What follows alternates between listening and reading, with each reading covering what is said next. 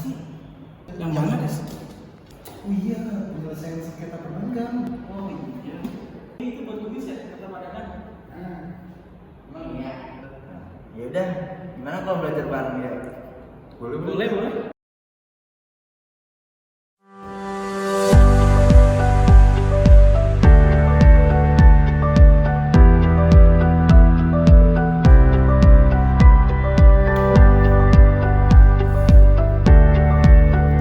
Bek, yang ini maksudnya apaan, Bek? Yang mana?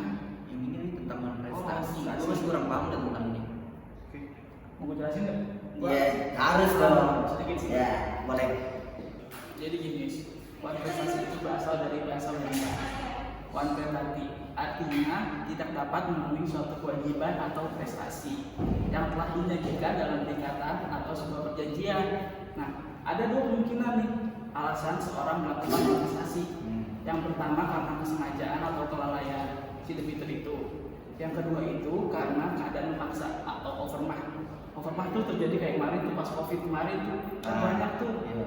orang-orang pada minjam tapi dia nggak bisa bayar karena keadaan ekonomi lagi satu Iya, gitu. pada jatuh. Nah, ya terkait dengan kesengajaan debitur lalai nih.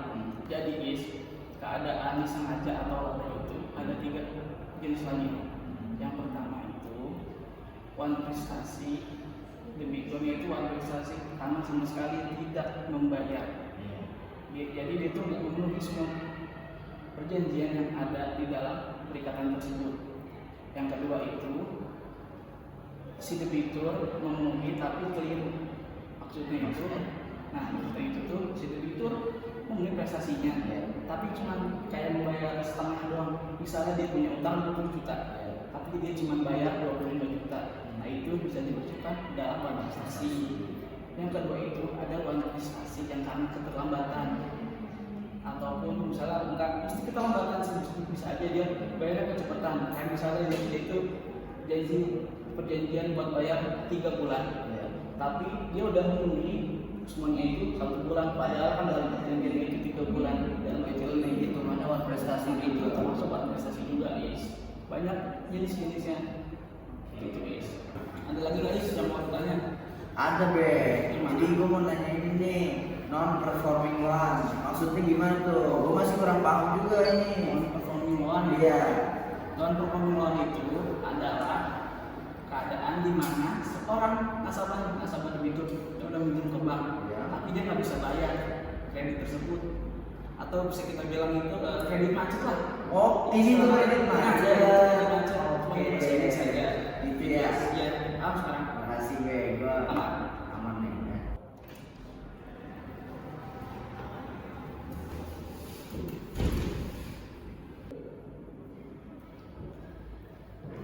Apa sih? Oh, ini lagi siap-siap buat kuis. Kan udah kuis perbankan. Iya. Kuis, Iya. apa ada materinya? Tentang ini. penyelesaian sengketa investasi perbankan. Ah, gua udah hafal gua soal. Oh, lu tahu nih, jadi. Dikit tahu. Ini bukan ketemu ya, apa ya?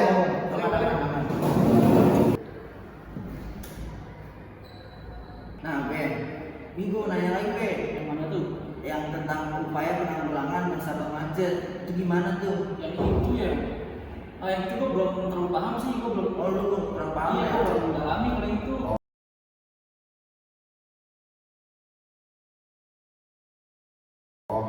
Terkait sama upaya perbankan terhadap nasabah yang macet. Iya, itu. Nah, untuk terkait sama upaya nasabah yang macet itu baik dari bank konvensional ataupun bank syariah memiliki prinsip-prinsip kehati-hatian. Nah, dari prinsip-prinsip kehati-hatian ini itu yang diharapkan oleh dari pihak perbankan sendiri untuk menanggulangi meminimalisir resiko yang akan ditanggung oleh pihak banknya itu. Nah, untuk prinsip-prinsipnya itu yang digunakan adalah dikenalnya dengan prinsip 5C.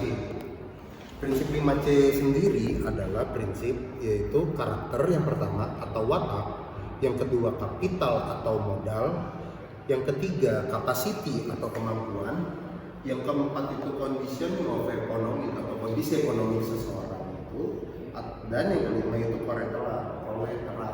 atau anggunan. Nah, itu dengan 5 prinsip itu diharapkan agar pihak dari perbankan itu sendiri meminimalisir dari tindak kerugian terhadap mendapatkan nasabah yang macet. Nah, di saat ibaratnya sudah bekerja sama dengan nasabahnya itu sendiri, itu perbankan biasanya memiliki upaya yang dilakukan untuk penyelamatan terhadap pembiayaan yang bermasalah. Jadi kan walaupun ibaratnya sudah bekerja sama nih, tapi kadang-kadang ada nasabah yang tetap aja yang udah dilewati 5C itu, tapi ternyata di kemudian harinya tahu-taunya dia itu bermasalah dalam pembayarannya. Nah, itu yang dilakukan sama pihak perbankan itu adalah yang pertama itu rescheduling. Rescheduling itu adalah, udah tahu kan, itu adalah penjadwalan ulang. Jadi si perbankannya ini menjadwalkan ulang kembali terhadap pembiayaan. Untuk rescheduling sendiri atau penjadwalan kembali itu adalah yang dilakukan pada nasabah yang memiliki itikat baik terhadap angsuran margin dengan jadwal yang telah dijanjikannya. Jadi si perbankan ini menjadwalkan kembali agar si nasabah bisa membayar kembali lagi. Itu upaya untuk menyelamatkan yang pertama. Yang kedua, reconditioning. Reconditioning adalah upaya untuk menyelamatkan pembiayaan dengan mengubah seluruh atau sebagian perjanjian yang telah dilakukan oleh bank dengan nasabahnya. Ketiga, itu restructuring atau pengubahan pembiayaan dari struktur pembiayaan yang sudah pernah kerjasama. Nah, restructuring itu merupakan upaya yang dilakukan oleh bank dalam menyelamatkan pembiayaan yang bermasalah dengan cara mengubah struktur pembiayaan yang mendasari pembiayaan tersebut. Jadi ibaratnya kayak misalnya dia awalnya itu mampu untuk membayar 5 juta angsurannya, tapi setelah kesininya dia bermasalah dan dia nggak mampu untuk membayar sesuai ketentuan di awal 5 juta.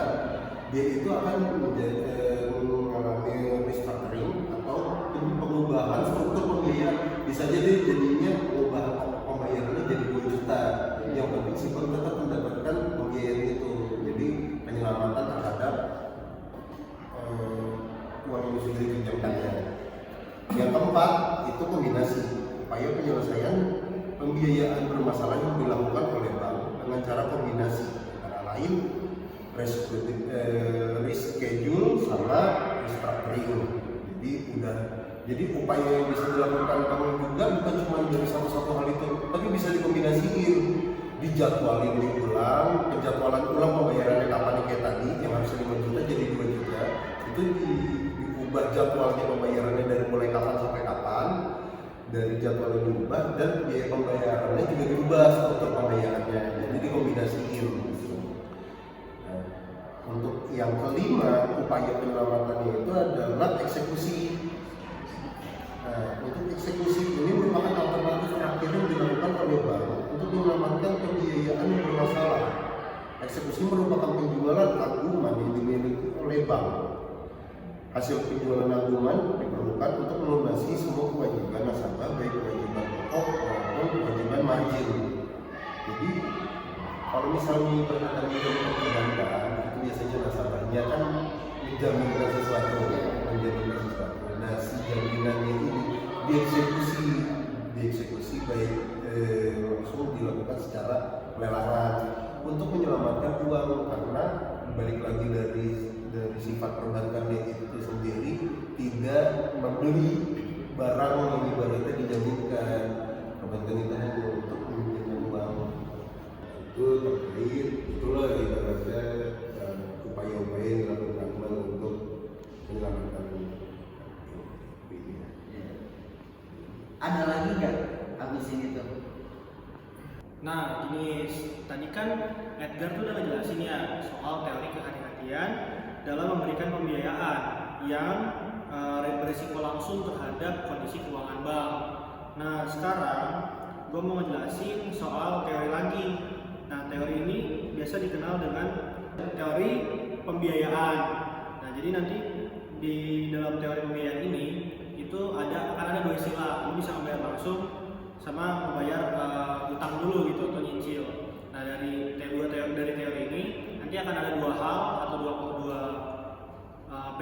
penjabaran gitu. Jadi yang pertama itu ada revitalisasi pembiayaan bermasalah. Nah, yang kedua adalah sita eksekusi terhadap jaminan gitu loh.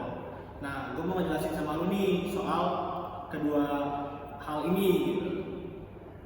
Nah, kalau misalnya proses revitalisasi ini yang tadi udah gue omongin, itu dia tuh bisa dilakukan, bisa terjadi ketika nanti dapat dilihat kalau misalnya bank atau mitranya ini udah ketebak nih dia nggak bakal bisa melakukan pembayaran atau mengalami kesulitan dalam melakukan pembayaran kepada bank mitra. Nah, sehingga dari hal itu disebut istilah proses revitalisasi.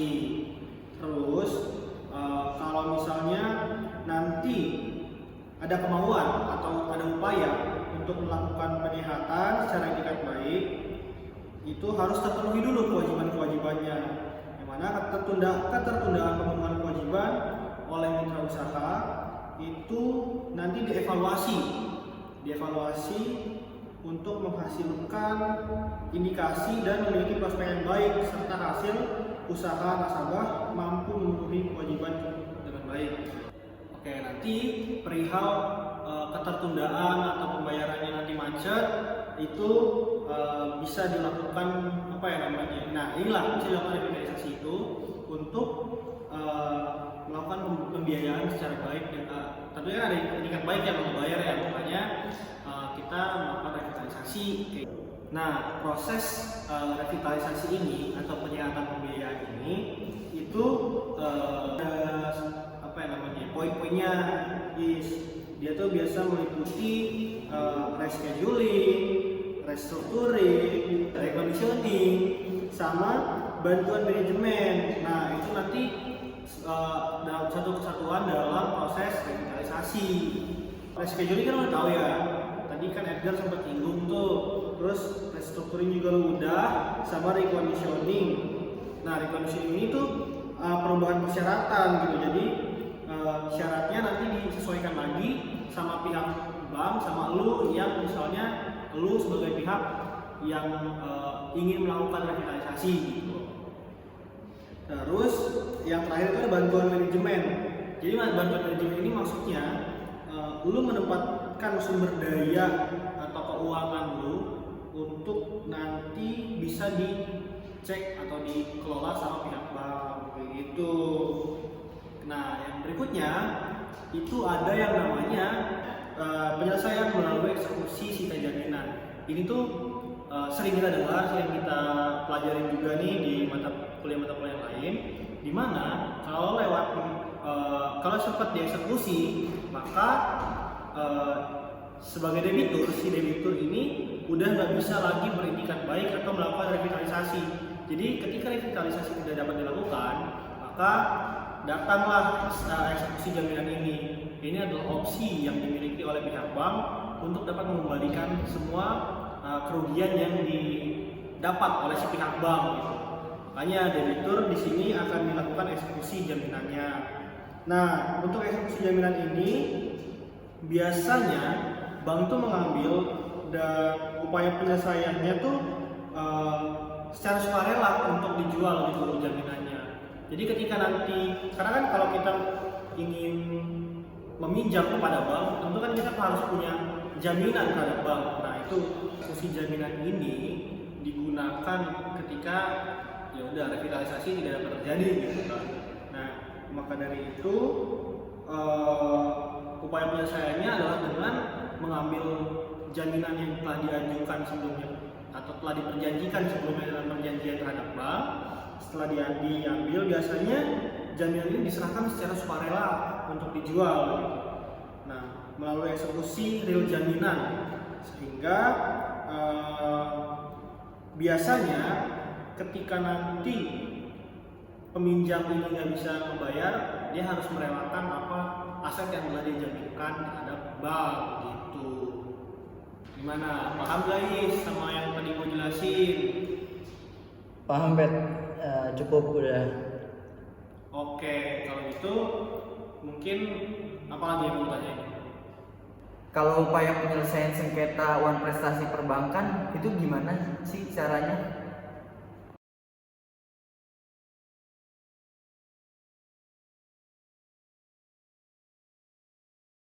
Nah, kalau itu biar gue aja yang jawab. Jadi itu upaya penyelesaiannya tuh ada dua, dari litigasi dan non litigasi. Nah, kalau litigasi itu kayak seperti yang kita tahu, itu penyelesaiannya tuh di pengadilan ya, biasanya aja. Nah, kalau misalnya non litigasi itu di luar pengadilan. Nah, kalau luar pengadilan itu dibagi dua. Yang pertama, alternatif penyelesaian sengketa. Nah, itu biasanya diselesaikan ada beberapa cara, yaitu caranya konsultasi, negosiasi, mediasi, konsiliasi, atau penilaian hakim. Nah, yang terakhir itu arbitrase. Nah, kalau arbitrase ini menyelesaikannya melalui arbiter atau wasit. Nah, itu kan dari beberapa tadi yang disebutin ada penyelesaian sengketa di pengadilan. Itu gimana tuh maksudnya tuh? Nah, kalau di pengadilan ini biasanya dijadiin the first and last resort dalam penyelesaian sengketa. Nah, kalau secara prinsipnya itu penegakan hukum hanya dilakukan oleh kekuasaan kehakiman yang dilembagakan secara konstitusional yang lazim, yang disebut itu badan yudikatif. Dengan demikian, yang berwenang memeriksa dan mengadili sengketa hanya badan peradilan yang bernaung di bawah kekuasaan kehakiman yang berpuncak di Mahkamah Agung Republik Indonesia. Dan ini sudah ditegaskan di pasal 2 Undang-Undang 24 tahun 2004 yang berwenang dan berfungsi melaksanakan penyelenggaraan kekuasaan kehakiman hanya Mahkamah Agung dan badan peradilan yang berada di bawahnya oleh sebuah mahkamah konstitusi. Kalau menyelesaikan sengketa perbankan melalui pengadilan itu minusnya atau kelemahannya itu apa sih? Kalau dari pengadilan ini pasti banyak ya kelemahannya, tetapi dalam penanganan perkaranya ini tuh cenderung lambat. Jadi untuk mengikuti perkembangan dunia bisnis, terlebih lagi dunia perbankan yang semakin pesat, cara penyelesaian ini sangat meresahkan masyarakat umum pada umumnya dan pelaku perbankan pada khususnya. Oh gitu. Jadi, kesimpulannya, wan prestasi adalah keadaan di mana seorang debitur tidak memenuhi kewajiban yang telah ditetapkan dalam perikatan yang timbul dari perjanjian maupun perikatan yang timbul karena undang-undang. Dan wan prestasi dapat terjadi karena kelalaian atau kesengajaan dan overmah atau keadaan yang memaksa. Nasabah non-performing loan adalah keadaan di mana nasabah sudah tidak sanggup membayar sebagian atau seluruh kewajibannya kepada bank seperti yang telah diperjanjikan. Ada 5 hal yang harus diperhatikan bank saat memberikan pembiayaan kepada nasabah atau dikenal dengan 5C. C yang pertama itu adalah karakter atau watak calon nasabah. Yang kedua, kapital atau modal calon nasabah. Yang ketiga, ada capacity atau kemampuan calon nasabah. Yang keempat, condition of economic atau kondisi ekonomi calon nasabah tersebut. Yang terakhir ada kolateral atau agunan calon nasabah.